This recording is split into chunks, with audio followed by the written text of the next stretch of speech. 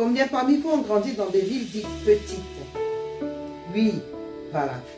On mesure la grandeur des villes non seulement à la superficie de ces villes-là, mais également au nombre d'habitants. Combien parmi vous ont des petits frères?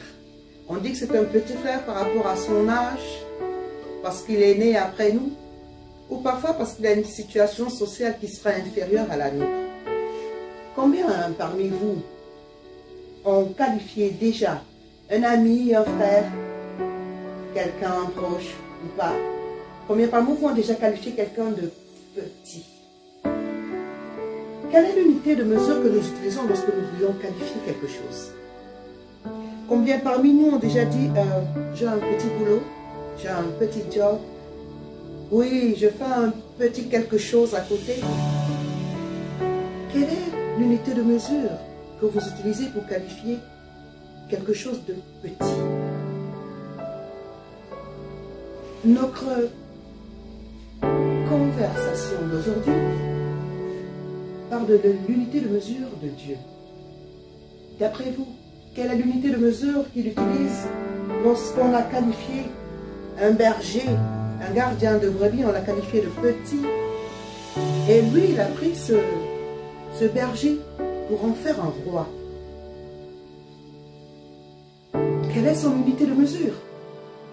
Comment fait-il lorsqu'il prend une prostituée, rejetée, montrée du doigt, insultée, déshonorée, pas considérée, une prostituée nommée Rahab? Comment fait-il pour prendre cette prostituée pour qu'elle puisse venir en aide à un grand guerrier comme Josué? Quelle est son unité de mesure? Comment fait-il lorsqu'il y a une situation, nous, que nous considérons grave, compliquée, difficile, coincée, impossible à résoudre? Comment fait-il pour que non, pour lui, ce ne soit que petit à ses yeux? L'unité de mesure de Dieu, mes amis, je vais vous la donner. Et vous la connaissez certainement. L'unité de mesure de notre Père. Son unité de mesure lorsqu'il décide de peser, de regarder, de choisir. Il n'a qu'une seule unité de mesure. Son unité de mesure, c'est l'amour. L'amour est son unité de mesure. C'est pour ça que dans son immense bonté, dans son immense amour, eh bien, il peut prendre n'importe quoi pour en faire quelque chose. C'est pour ça que dans son amour, vous n'avez pas à regretter, vous n'avez pas à discuter, vous n'avez pas à avoir de la culpabilité pour ce que vous étiez hier. Parce qu'aujourd'hui, vous êtes autre chose à ses yeux.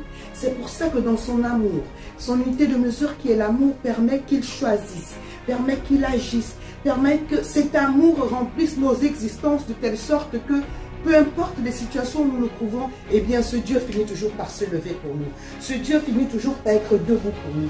Il finit toujours par être celui qui tient l'épée et qui tient le bouclier. Alors mon frère, ma soeur, fais attention à l'unité de mesure que tu utilises lorsque tu parles à ton frère.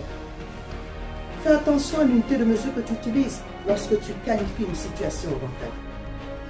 L'unité de mesure, la seule, l'unique que nous devons utiliser, eh bien, c'est l'amour.